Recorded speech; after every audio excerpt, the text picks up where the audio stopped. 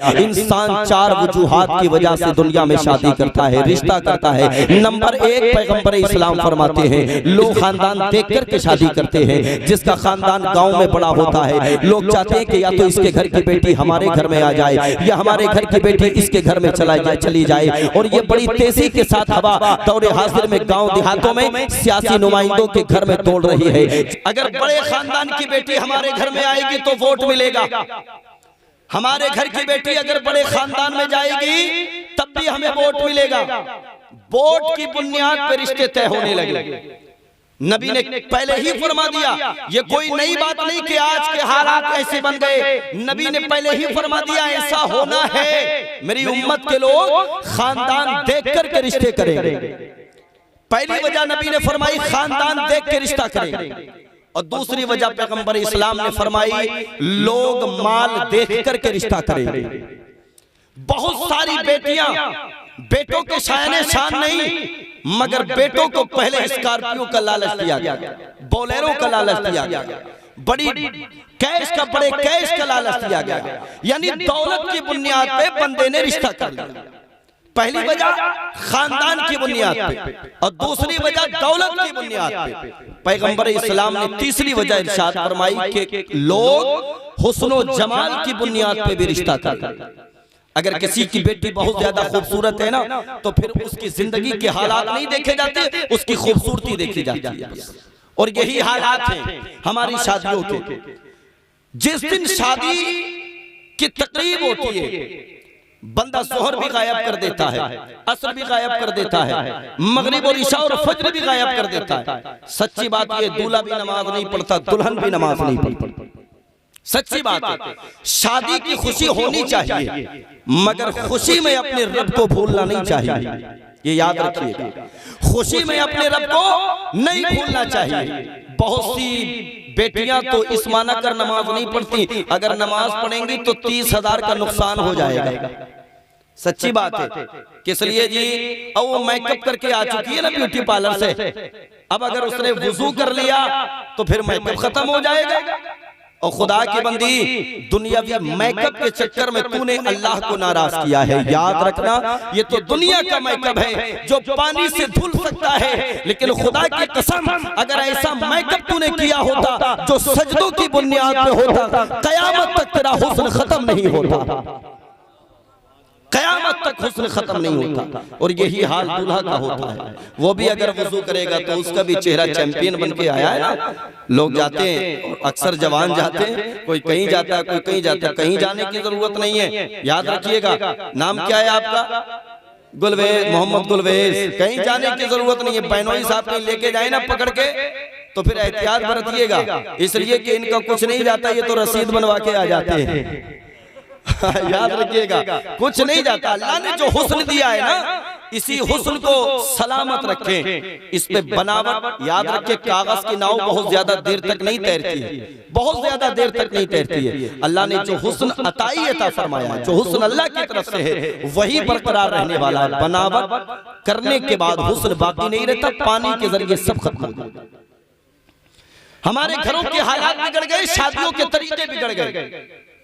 पैगंबर इस्लाम ने फरमाया खानदान देख करके लोग रिश्ता करेंगे, माल देख करके लोग रिश्ता करेंगे, बेटियों का हुस्न जमाल देख करके लोग रिश्ता करेंगे। लेकिन आखिर में जो चौथी वजह मेरे नबी ने इरशाद फरमाई उसको तवज्जो से सुने। मेरे नबी ने फरमाया जो चौथी वजह है वो उन लोगों के लिए है जो मेरे मिशन पे काम करेंगे, मेरी मोहब्बत उनके दिल में होगी। वो बेटी को खानदान की बुनियाद पे नहीं अपनाएंगे, माल की बुनियाद पे नहीं अपनाएंगे, हुस्न जमाल की बुनियाद पे नहीं अपनाएंगे, वो बेटी को दीन की बुनियाद पे अपनाएंगे, दीन की बुनियाद पे अपनाएंगे। और सच्चाई भी यही है। हमें देखना चाहिए कि जिसकी बेटी हमारे घर में आने वाली है उसका खानदान बड़ा हो ना हो चलेगा, दौलत उस पे हो ना हो चलेगी, हुस्न जमाल हो ना हो चलेगा, लेकिन अगर दीनदार नहीं है तो नहीं चलेगा, नहीं चलेगा। उन बेटियों को अपने घरों में लेकर के आओ जो बेटियां अपने मैके में पर्दा करती हों।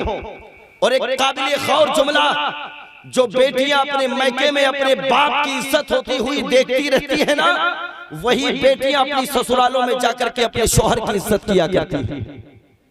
माहौल हमें क्रिएट करना होगा, माहौल हमें चेंज करना होगा, हमें बदलना होगा। दीन हमें अपने घरों में लेकर के आना होगा। हम बहुत दूर हो गए दीन से, अल्लाह अकबर, दीन से दूरी और दीन से बेरगबती की वजह से आज हम जमीन की पस्ती से उठकर आसमान की बुलंदी से नीचे जमीन की पस्ती की तरफ आने लगे हैं। ये कौम जिस कौम का तालीम ही से आगाज हुआ था, आज वही कौम अनपढ़ जाहिल गवार नजर आती है, इसलिए कि हमने कुरान को छोड़ा है, हमने हदीस को छोड़ा है, हमने मगरबी कल्चर अपने घर में लेकर के आए हैं। हम तमाम तर फिल्मी ड्रामों से नकल करने के बाद अपने घर की औरतों को उस तरफ माइल करते हुए नजर आते हैं। बहुत सारी औरतें मगरबी कल्चर के शिकार हो चुकी हैं, बहुत सारी कौम की शहजादियां पाकिस्तानी ड्रामों की शिकार हो चुकी हैं। याद रखें, अल्लाह ने आपको मर्द बनाया है, घरों में मर्द बन करके रहे, इसलिए कि बहन बिगड़ती है तो भाई भी जिम्मेदार होता है, बाप भी जिम्मेदार होता है, माँ बिगड़ती है तो बेटा भी जिम्मेदार होता है। नबी फरमाते हैं एक औरत 4 मर्दों को जहन्नम में लेके जाएगी। कितने मर्दों को? कितने मर्दों को? 4 मर्दों को जहन्नम में लेकर के जाएगी। जवानों, मैं यही कहना चाहता हूं, अपनी निगाहों की हिफाजत कर लो, अल्लाह तुम्हारी बहनों की हिफाजत फरमाएगा। और जो बंदा खुद अपनी निगाहों की हिफाजत ना करता हो, वो अपने घर की हिफाजत करना चाहे तो ये खाम ख्याली है और कुछ नहीं है। निकाह करना क्या है? जिन लोगों को नींद आ रही है वो जरा जोर से बोले, क्या है? सुन्नत। सुन्नत पे अमल करना क्या है? अल्लाह सलामत रखे। क्या मामला है? अल्लाह सलामत रखे। सुभान अल्लाह। अरे साहब, ऐसे बहनोई तो कहीं कहीं मिलते है कि नहीं? कहीं कहीं मिलते, और जब मिल जाते हैं तो फिर फायदा उठाना चाहिए। ये आज कितना भी दे देंगे, ये कितना भी दे देंगे, इनको मालूम है कि लेना तो गुलवेज भाई से है। हाँ, वसूल कर लेंगे, ये जितना चाहे उतना खर्च कर लेंगे। तवज्जो करें, बस शादी करना क्या है और सुन्नत पे अमल करना इबादत। हमारे घरों की शादियां, मैं नहीं कहता ए बाबू डॉक्टर साहब कौन से तुम में से? अच्छा, फैजान भाई। अरे सुभान अल्लाह, डॉक्टर है यार, अल्लाह सलामत रखे। मैं आपके लिए कोई खास दुआ तो कर नहीं सकता, अगर दुआ कर दी तो तुम्हारा पूरा गांव बीमार हो जाएगा। हाँ, डॉक्टरों के लिए कभी इनके कारोबार के लिए दुआ नहीं करना चाहिए। एक दुआ रहती है डॉक्टरों के लिए हमारे पास, या अल्लाह इनके हाथ में शिफा अता फरमा, और ये सबसे बेस्ट दुआ है। और कारोबार की जहां दुआ हो गई फिर तो ले बुखार और दे बुखार अल्लाह ही लग जाएगी, फिर तो मजे आ जाएंगे ना। अल्लाह का शुक्र है, और शुक्र रहना भी चाहिए। बंदे को हर हाल में अल्लाह का शुक्र अदा करना चाहिए। निकाह करना सुन्नत है और सुन्नत पे अमल करना इबादत। हमारे घरों की शादियां क्या सुन्नत पे अमल करके हो रही हैं? नहीं होती, नहीं होती मेरे भाई, इसलिए कि हमारे दिमागों पे मगरबी कल्चर चल चुका है। अंग्रेजों की तहजीब हमारे दिमाग में पैबस्त हो चुकी है। पहले के दौर में निकाह हो जाता था बचपन में, उसके बाद कई साल के बाद रुखसती होती थी। शायद के जानते हो चचा मियां, कई साल के बाद रुखसती होती थी, है ना? कई साल के बाद मेरे मुस्तफा ने और आसानी फरमाई कि निस्बतन रिश्ता तय कर लो, जिसको आज के दौर में मंगनी कहा जाता है। मगर हमारी कौम इतनी आगे चली गई कि मंगनी के नाम पे ही बेटी वाले को लूट लिया। हाँ, मंगनी के नाम पे लूट लिया गया। और मैरिज हाल का तसव्वुर ये कोई जल्दी की इजाद नहीं है, ये तसव्वुर पैगंबर इस्लाम ही ने दिया है। हाँ, ऐसी जगह का इंतखाब किया जाए। पहले के दौर में घर छोटे होते थे और बहुत छोटे होते थे, तमाम तर बस्तियां बोसीदा होती थी, तो एक ऐसी जगह का इंतखाब किया कि जहां सारे लोग जमा हो जाएं और वहां बैठ कर के महफिले निकाह हो। लेकिन हमने इस कल्चर को भी इतना आगे बढ़ाया कि अब तो गरीब की हिम्मत नहीं होती कि वो मैरिज हाल में शादी कर सके। इतने महंगे महंगे मैरिज हाल हो गए, इसलिए कि जब मैरिज हाल वाले फैसिलिटी देंगे तो उसका किराया भी लेंगे, उसका मुआवजा भी लेंगे। याद रखें, निकाह को जितना आसान करोगे जिनाकारी उतनी मुश्किल हो जाएगी। अगर दौरे हाजिर की बात की जाए तो जिनाकारी आसान हो चुकी है, निकाह मुश्किल हो चुका है। और इसको मुश्किल बनाया किसने है? हमने मुश्किल बनाया है। इसको आसान करना सीखे। आसान किस तरह से होगा? मुस्तफा की सुन्नतों पे अमल किया जाए, मुस्तफा के फरामीन पे अमल किया जाए, कुरान पे अमल किया जाए, हदीस पे अमल किया जाए, तब हमारे घरों के हालात बदलते हुए नजर आए। बस एक निकाह और उसके बाद बात को तमाम करते हैं। नाम है मौला अली। क्या नाम है? जोर से बोले, क्या नाम है? मौला अली। पैगंबर इस्लाम सल्लल्लाहु अलैहि वसल्लम के बड़े चहीते सहाबी हैं। बच्चों में सबसे पहले अगर किसी को ईमान की दौलत मिली तो वो मौला अली को मिली। किसको मिली? कोई पूछे तो बता सकते हो? बच्चों में सबसे पहले ईमान की दौलत किसको मिली? किसको मिली? किसको मिली? हाँ, अब तो तुम ये तो बता सकते हो कि रमजान में हाफिज जी को नजराना कितना मिला, लेकिन तुम ये नहीं बता सकते कि गुस्ल में फराइज कितने हैं, वुजू में फराइज कितने हैं। नहीं बता सकते मेरे भाई। इतनी दूरी हो गई हमारी दीन से। नाम है मौला अली। एक यहूदी के बागीचे में काम कर रहे हैं। हजरत अबू बकर सिद्दीक आए, उमर फारूक आजम आए, उस्मान गनी आए और आने के बाद अली को करीब बुलाया। करीब बुला करके कहा, अली जाओ ना मुस्तफा के दरवाजे पे। कहा किस लिए? कहा पैगंबर इस्लाम की बेटी का हाथ मांगने के लिए। अल्लाह अकबर। हजरत अली कहते मेरी हिम्मत ने जवाब दे दिया, मगर अबू बकर ने इसरार किया, उमर ने इसरार किया, उस्मान ने इसरार किया। कहा जाओ नबी के दरवाजे पे जाओ, जाओ पैगंबर इस्लाम की चौखट पे जाओ। हजरत अली कहते मैंने हिम्मत जुटाई और हिम्मत को जुटाने के बाद मैं मुस्तफा के दरवाजे पे पहुंचा और जैसे ही नबी के दरवाजे पे पहुंचा मैंने जाकर के दस्तक दी। पैगंबर इस्लाम ने दरवाजे को खोला। कहा अली किस लिए आना हुआ? अल्लाह अकबर। इतना जब पैगंबर इस्लाम ने फरमाया अली किस लिए आना हुआ, तवज्जो करें, अली किस लिए आना हुआ? हजरत अली कुछ जवाब ना दे पाए। कहा या रसूलल्लाह बस यूं ही आ गया। मेरे नबी ने फरमाया बताओ, जल्दी बताओ किस लिए आना हुआ? या रसूलल्लाह बस यूं ही आ गया। जब पैगंबर इस्लाम ने एक और मर्तबा कहा अली साफ साफ बताओ बिना तकल्लुफ किस लिए आए हो? या रसूल अल्लाह मैं आया नहीं हूँ, अबू बकर ने भेजा है। आका मैं आया नहीं हूँ, उमर ने भेजा है। मैं आया नहीं हूँ, उस्मान ने भेजा है। कहा किस लिए भेजा है? कहा या रसूल अल्लाह आपकी बेटी का हाथ मांगने के लिए भेजा है। अल्लाह अकबर। अब खैर का नबी फरमाते हैं अली तुमको अबू बकर ने नहीं भेजा, तुमको उमर ने नहीं भेजा, तुमको उस्मान ने नहीं भेजा, बल्कि अली तुमको खुदा ने भेजा है, खुदा ने भेजा है। इसलिए कि फातिमा का निकाह तुम्हारे साथ हो, ये अल्लाह की मर्जी है। किसकी मर्जी है? अल्लाह की मर्जी। और ये रिश्ते यकीनन अल्लाह की जानिब से होते हैं, यकीनन अल्लाह की जानिब से होते हैं। और जब अल्लाह की जानिब से होते तो फिर परेशान होने की जरूरत क्या है? खूबसूरत भले ना हो बीवी, मगर खूब सीरत होनी चाहिए। जवानों याद रखो, जमाल पे मत मरो, अगर मरना है तो फिर किरदार पे मरो। जिन घरों में पर्दे का एहतमाम होता है उन घरों का अखलाक जाहिर होता है। जिन घरों में दीन होता है उन घरों की बेटियां तुम्हारे निकाह में आएंगी, तुम्हारी जिंदगी भर खिदमत करेंगी, जिंदगी भर खिदमत करेंगी। पैगंबर इस्लाम सल्लल्लाहु अलैहि वसल्लम ने एक मौके पर इरशाद फरमाया कि एक वक्त ऐसा था कि एक लड़की एक लड़के को लेकर के भाग गई।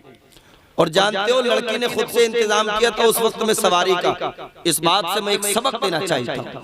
खुद से इंतजाम किया सवारी का। घर में घोड़ी थी, उसको लिया और अपने आशिक को लिया, लेकर के फरार। रास्ते में दरिया आया, चाहा कि घोड़ी पार कर जाए, मगर घोड़ी पार होने का नाम नहीं लेती। वही लड़की जो निकल के गई थी ना आशिक के साथ, कहने लगी नहीं जी ये नहीं जाएगी आगे। कहा क्यों नहीं जाएगी? कहा इसकी माँ भी हमारे घर में पलती थी, इसकी माँ भी दरिया को पार नहीं करती थी।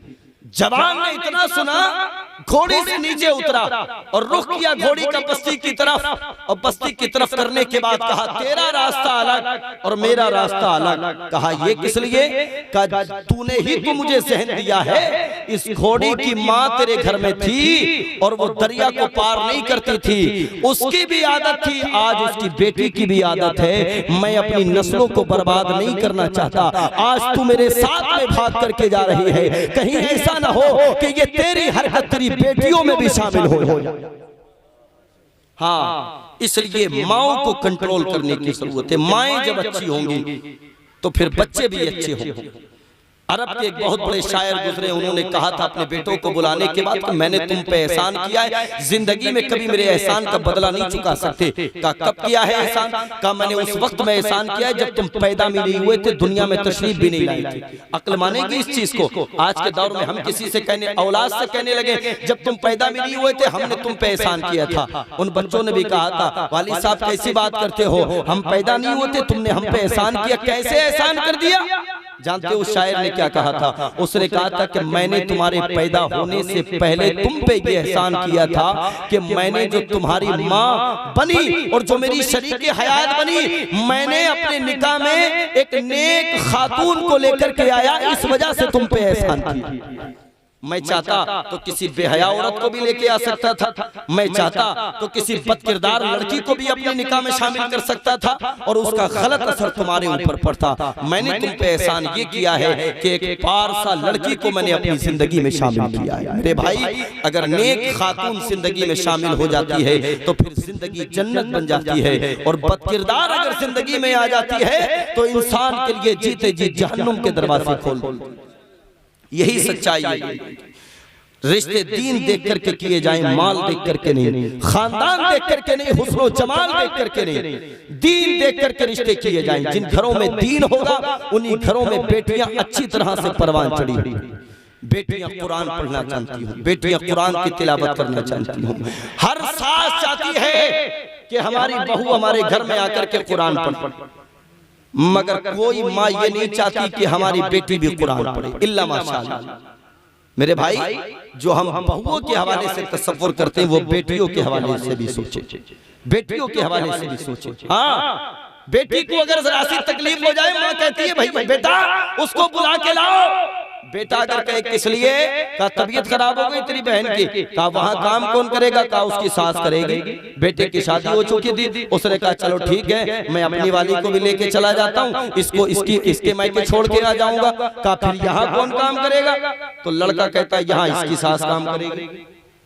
जब बेटी के यहाँ बेटी की सास काम करेगी तो बहू के यहाँ भी तो इसकी सास काम करेगी। जो अपनी बेटियों के लिए सोचा जाए वही बहुओं के बारे में भी सोचा जाए।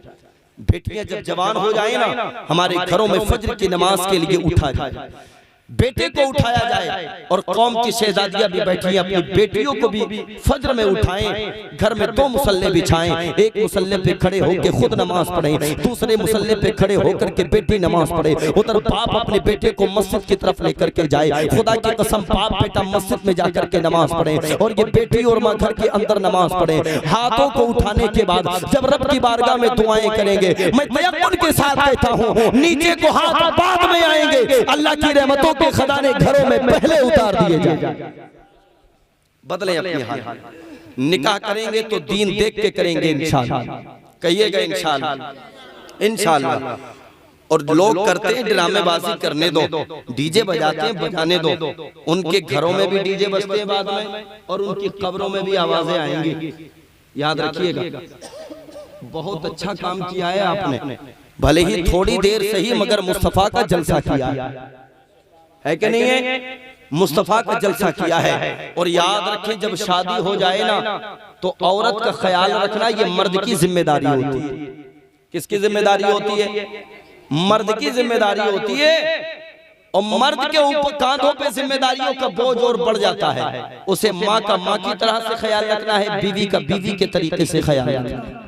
और कौम की शहजादियां भी कान खोल करके सुने इस बात को, जब किसी की अज़दवाजी जिंदगी में शामिल हो जाएं, किसी निकाह में चली जाएं, किसी के घर की रौनक बन जाएं, किसी के घर की दुल्हन बन जाएं, तो बेजा फरमाइश अपने शोहर से नहीं करना चाहिए। नबी ने फरमाया जितनी कमाई तुम्हारा शोहर करता हो उसी के हिसाब से फरमाइश हो। ये नहीं कि महल्ले में अगर कोई 10,000 का सूट पहन के आई है और बंदा कमाता है 500 रुपया रोज का, तो अब बहू कह रही है जी वो तो ले आई तुम भी ला के दो। अब ये कहां से ला के देगा मेरे भाई? जितनी कमाई हो उसी के अकॉर्डिंग कौम की शहजादियों को फरमाइश करना चाहिए। जानते हो हजरत अली और हजरत फातिमा का निकाह हो गया। जब हजरत फातिमा को दुल्हन बना के हजरत अली अपने घर में लेके जाने लगे ना, बंदा आज कहता है पैरों पे खड़े हो जाएं उसके बाद शादी करेंगे। हमने पूछा अब क्या किसी और के पैरों पे खड़े हो? कहा नहीं जी अपनों पे हैं। तो तो मैंने कहा फिर कैसे खड़े होना चाहते हो? कहा वो हजरत मकान बना लें, पहले उसके बाद शादी करेंगे। और खुदा के बंदे मकान तो बन जाएगा, इसलिए कि नबी ने फरमाया मालदार होना है तो निकाह करो। क्या फरमाया? मालदार होना है तो निकाह करो। हजरत अली जब लेकर के चले ना हजरत फातिमा को, तो हजरत अली के पास अपना जाती कोई मकान नहीं था। एक सहाबी रसूल के घर में हजरत अली अपनी शरीक हयात को लेकर के, अपना जाती कोई मकान नहीं था। और पूरी जिंदगी हजरत अली के घर में रह करके हजरत फातिमा तो ज़हरा ने कभी अपनी जिंदगी में कोई ख्वाहिश नहीं की, अल्लाह अकबर, कभी कोई मुतालबा नहीं किया, कभी कोई मुतालबा हजरत अली की बारगाह में पेश नहीं किया, किसी ख्वाहिश का इजहार अली की बारगाह में नहीं किया। मगर एक लम्हा जरा सोचिए, तसव्वुर कीजिएगा, जिस खातून ने कभी कोई मुतालबा ना किया हो, जिस खातून ने कभी किसी ख्वाहिश का इजहार ना किया हो, अगर वो अचानक अपने शोहर से कुछ मांग ले तो बताओ शोहर ला करके देगा कि नहीं ला करके देगा? यकीनन ला करके देगा। हजरत फातिमा ने एक मर्तबा अली को अपने करीब बुलाया और करीब बुलाने के बाद कहा था, मेरे शोहर सरताज, आज तुम्हारी शरीक हयात को मन चाहता है कि कोई अनार ला करके दे दो। अल्लाह अकबर, अनार ला करके दे दो। चंद दिरहम हजरत अली की जेब में थे, घर से निकले बाजार में गए और जाने के बाद इतना ही पैसा जेब में था, एक अनार मिल जाता। एक अनार खरीदने के बाद अभी घर में आ ही रहे थे। अल्लाह अकबर, हजरत अली को रास्ते में एक साइल मिल जाता है, फकीर मिल जाता है। उसने हाथ को बढ़ाया, दस्ते तलब फैलाया, कहा अली लाओ, अल्लाह के नाम पे मुझे अनार दे दो, अल्लाह के नाम पे मुझे अनार दे दो, अल्लाह के नाम पे मुझे अनार दे दो। इतना कहना था। हजरत अली ने एक लम्हे के लिए सोचा, फातिमा ने ख्वाहिश का इजहार किया है, फातिमा ने मुतालबा किया है, आज पहली मर्तबा उसने मुझसे कुछ मांगा है, मगर अफसोस कि मैं उसके लिए ये अनार भी लेकर के नहीं जा सकता, इसलिए कि रास्ते में अल्लाह के नाम पे कोई मांग रहा है। खुदा की कसम, ये घराना तो वो घराना है, आता है फकीरों पे उन्हें प्यार कुछ ऐसा, खुद भीख दे और खुद कहे मंगते का भला हो। हजरत अली ने अपने घर की परवाह नहीं की, हजरत अली ने वो अनार उस फकीर के हवाले कर दिया। अब दौड़ करके अपने घर में आते हैं, जैसे ही बीवी का चेहरा निगाहों के सामने है, अल्लाह अकबर, हजरत अली ने अपनी नजरों को झुका लिया। हजरत फातिमा समझ गई कि कोई बात हो गई। हजरत अली की बारगाह में अर्ज करती है, मेरे शोहर सरताज, इधर से गए थे तो हसास चेहरा लेके गए थे, मुस्कुराता चेहरा लेकर के गए थे, चेहरे पे खुशहाली नजर आ रही थी, मगर वापस आए हो तो गम के माहौल में हो। क्या वजह है, क्या परेशानी है, जरा बताओ तो सही। अल्लाह अकबर, मौरख लिखता है, हजरत फातिमा की बारगाह में हजरत अली ने सारा माजरा बयान किया और हजरत फातिमा ने सुनने के बाद चंद जुमले अपनी जबान से निकाले थे, वो काबिल गौर जुमले हैं। हजरत फातिमा ने कहा था, मेरे शोहर सरताज, अगर अनार वो लेकर के आ जाते, उतनी खुशी फातिमा को नहीं होती जितनी खुशी अल्लाह के नाम पे उस अनार को खर्च करने में हो रही है। अल्लाह के नाम पे उस अनार को खर्च करने में हो रही है। हम अगर अल्लाह के नाम पे मस्जिदों में मुतालबा करने लगते हैं ना, बंदे की पॉकेट में 50,000 रुपया रखा होता है, मगर दिमाग में फिल्म चल रही होती है, बोले यार कितने दे दूं, बहुत देर के बाद सोचता है चलो 500 दे दो, 500 दे दो, चलो 1000 दे दो। और खुदा के बंदो, जिसने 50,000 दिए वही तुम्हें 5 लाख भी देगा। बोलो ईमान है कि नहीं? जब तुम अल्लाह की बारगाह में बेहिसाब दोगे, अल्लाह भी अपनी रहमतों के खजानों से बेहिसाब अता फरमाएगा। का इतनी खुशी नहीं मिलती अनार खाके। मौरख लिखता है, हजरत अली एक अनार दिया था ना, कितने दिए थे, कितने दिए थे? अल्लाह की बारगाह में जब एक दिया जाता है तो अल्लाह उसके बदले में 10 अता फरमाता है। कितने? 10 अता फरमाता है। दरवाजे पे दस्तक हुई, हजरत सलमान आए, कहा किस लिए आए हो? कहा पैगंबर इस्लाम ने भेजा है। कहा किस लिए भेजा है? कहा ये 9 अनार तुम्हारे लिए भेजे। कितने अनार? 9 अनार तुम्हारे लिए भेजे। कहा मेरे नहीं हो सकते। कहा तुम्हारे ही हैं। कहा देख लो पड़ोस में किसी और के होंगे। कहा नहीं तुम्हारे ही हैं। कहा मेरे नहीं हो सकते। कहा तुम्हारे। कहा तुम कैसे कहते हो कि मेरे नहीं हो सकते? हजरत अली ने कहा कि मैंने अल्लाह की बारगाह में एक दिया था, मुझे यकीन है वो एक के बदले में 10 देगा, और ये 9 है, ये मेरे नहीं हो सकते, मेरे होते तो 10 होते। इतना सुनना था। हजरत सलमान ने एक और अनार निकाला और निकालने के बाद कहा, अली ये अनार किसी और के नहीं, अल्लाह ने एक के बदले में तुम्हें 10 अता फरमाए।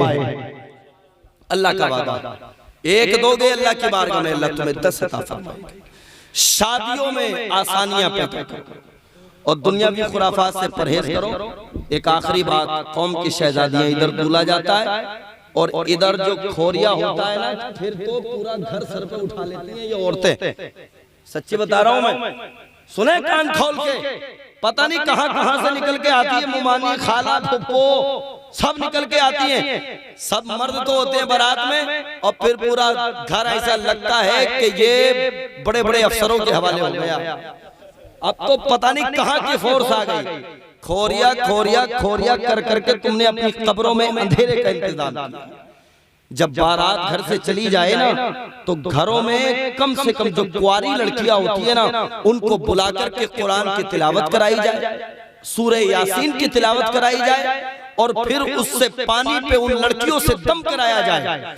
जब बहू घर में आए तो उसके माथे पे भी छिड़का जाए, उसके बदन पे छिड़का जाए और उस पानी को घर में छिड़का जाए। खुदा की कसम, अगर कोई आसेब लेकर के बहू आ रही होगी, घर में कदम रखने से पहले ही अल्लाह उससे निजात अता फरमाए। हाँ, बदले ड्रामेबाजी का घर को अखाड़ा ना बनाए कौम की शहजादी।